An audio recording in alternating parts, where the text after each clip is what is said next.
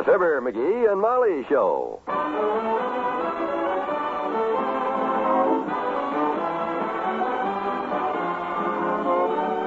NBC and Paper Mate Pens bring you Fibber McGee and Molly transcribed. The show is written by Phil Leslie and Ralph Goodman and directed by Max Hutto.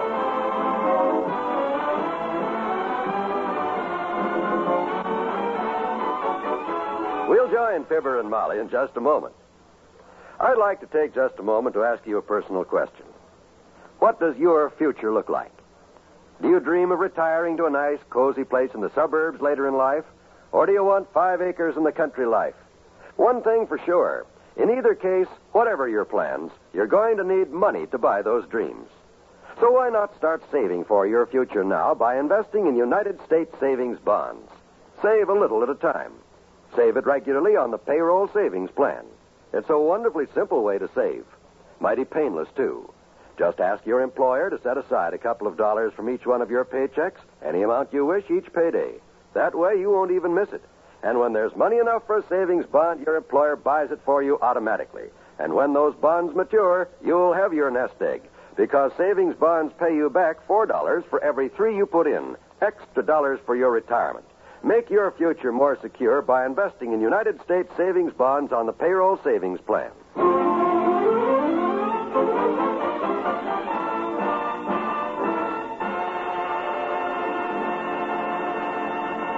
McGee, what are you doing? Huh?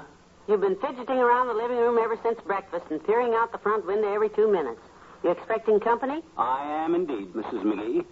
I'm expecting a very distinguished and respected representative of the federal government to arrive here at any moment with a very important communique. Really? Who? The mailman. Oh. Today is the day I hope all them insulting phone calls I've been making to the city hall this week about when are them leeches going to get their noses out of the pork barrel long enough to mail me my tax refund that I overpaid our property tax a month ago pays off, I hope. Would you mind running that backwards? Maybe I can follow you better that way. I says the check's due today, the refund check from the city tax collector. $42.60, their notice said.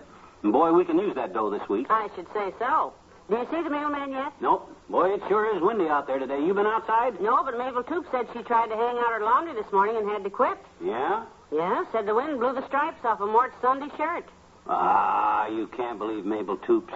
She exaggerates. I know when Mr. Wimple left here to go downtown this morning, the wind lifted him right off of the front steps. Well, it must have set him down again on account of because here he comes trudging up the sidewalk right now. It's all he can do. My gosh, there goes his hat. Oh, dear. Looks like a brand new hat, too. Look at him run. It is a new hat. Run out and help him, dearie. Quick, go help him catch it. Not me, Tootsie. The only thing you catch in a cold wind like this is pneumonia. He'll get his hat.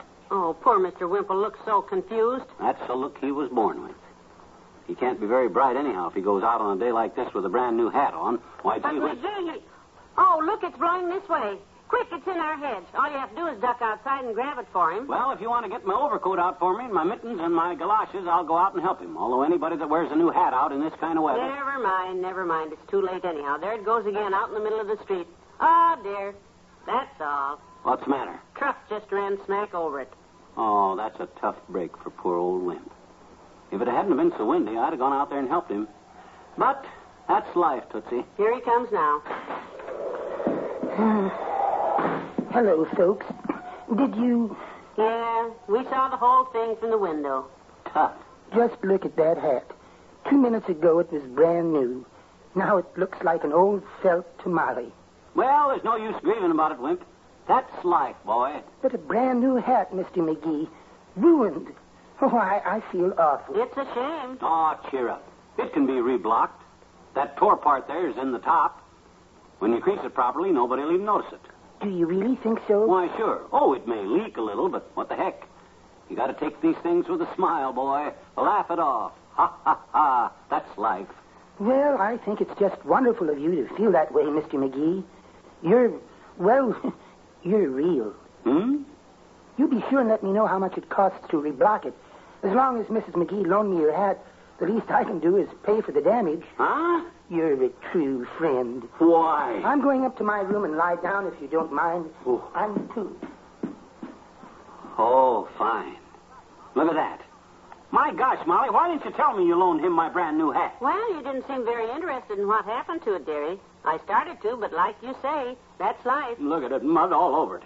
Crumpled up like an empty popcorn sack. And look at that hole in the crown. Why, you can put your fist through it. Well, you have to take these things with a smile, dearie. Laugh it off, you know. Ha, ha, ha. Oh, well. Look, Mother will give you a new one for Christmas.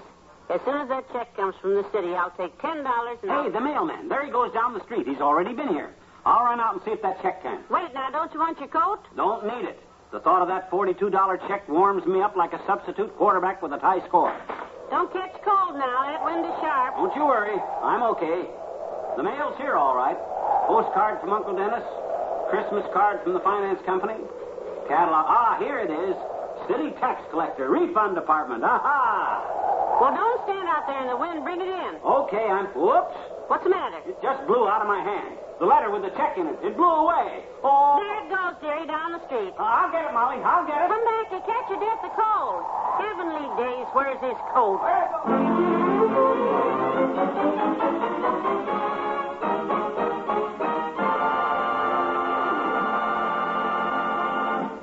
Well, it's just a week from today, you know. 5 more shopping days till Christmas. Right. And shopping is going to get rougher and rougher from here on in, baby. But you can make your shopping a whole lot easier, folks, if you give Paper-Mate pens for Christmas. Because you can buy Paper-Mate pens everywhere without fussing around over sizes or styles or whether it's something they need or not. That's right, because everyone can use a Paper-Mate pen. The Paper-Mate comes in 7 different color stylings, and it makes a very handsome Christmas present. Makes a welcome, useful Christmas present, too, because it's the gift that everyone wants, the gift that everyone needs. Paper-Mate is the pen that has the approval of bankers and educators and millions of users. The pen that writes neatly and permanently. Pen that can't leak or smear or transfer. And the Paper-Mate in a free gift box costs only $1.69. So give a gift you know they love. This year, give Paper-Mate pens.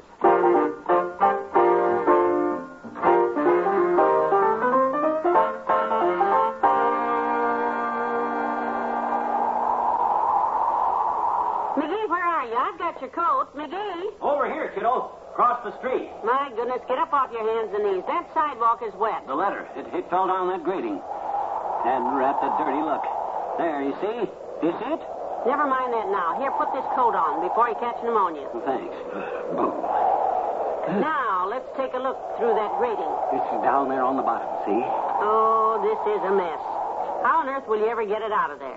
I don't know, but I'll figure out something. That $42 check that I've been yapping at the city hall about for a month, I'll get it out of there if I have to dynamite. Well, maybe you can reach it with your hand.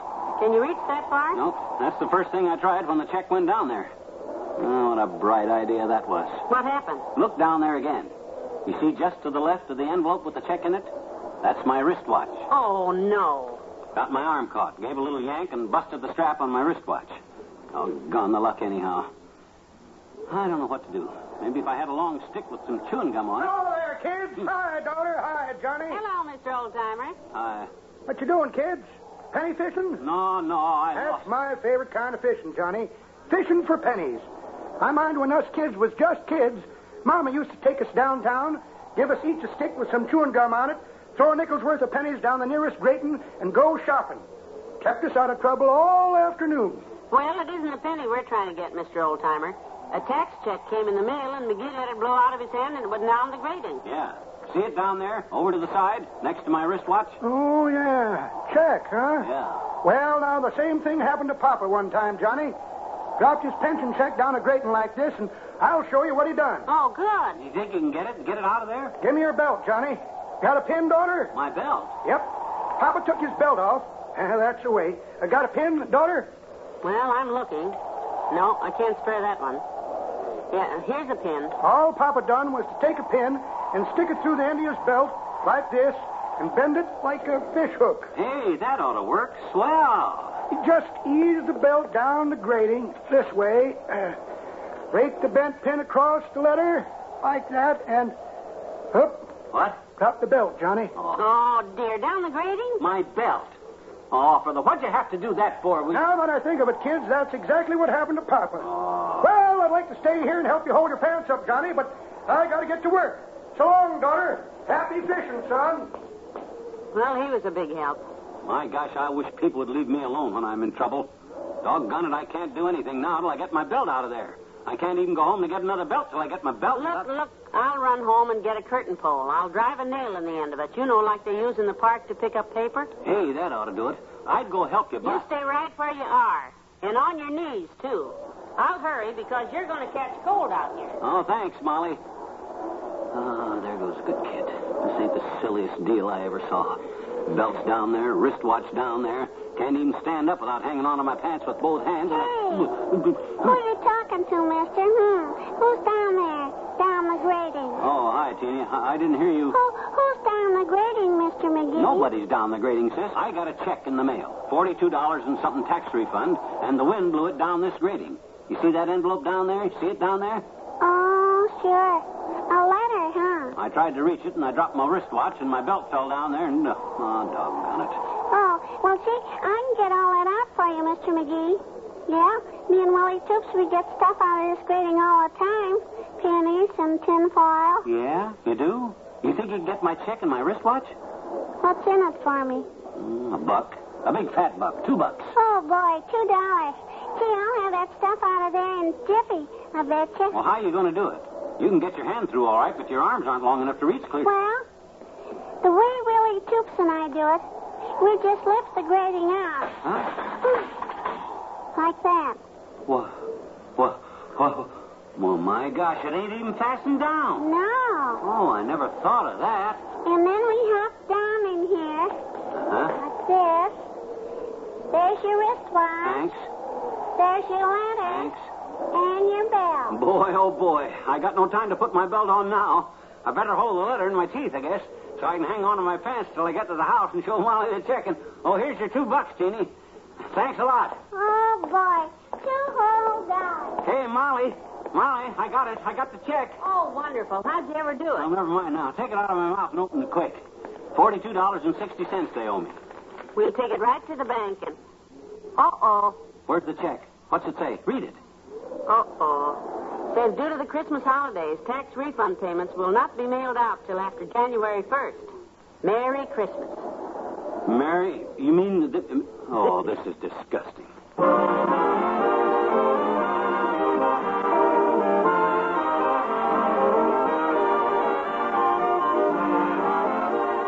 Fibber and Molly will be right back. How about that Christmas shopping of yours? Is it all done? Or are you still wondering what Mother would most appreciate on Christmas morning? You know, the woman of the house spends between 3 and 4 hours in the kitchen almost every day of the year she goes about her task of making your house a home. You could make that kitchen a brighter place with a gift of a radio, styled to match your kitchen decorations. There's no need to remind you that Christmas is a week from today, only 5 shopping days left. So, why don't you hurry out tomorrow morning to your radio dealer and look over his stock of radios that would make Mother happier all year long in her kitchen. You don't have to spend a lot of money on a radio either, and there's a variety of extras to help with the kitchen chores. For instance, with a special clock attachment on many radios, you can plug in the coffee pot tonight and have the radio turn it on in the morning. There's a world of entertainment, news, and programs of special interest every day on the NBC Radio Network. Bring this world to your kitchen with a radio on Christmas Day.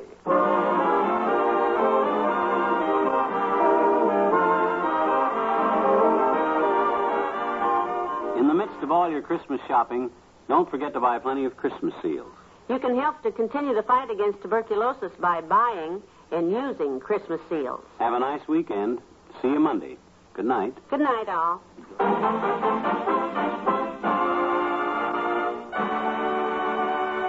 NBC and Paper Mate Pens have brought you the Fibber McGee and Molly program, transcribed. Bill Thompson is the old-timer and Wallace Whipple.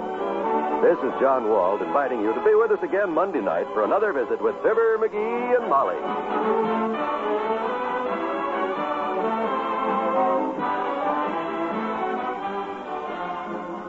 Fill your kitchen with exciting drama every day on the NBC Radio Network.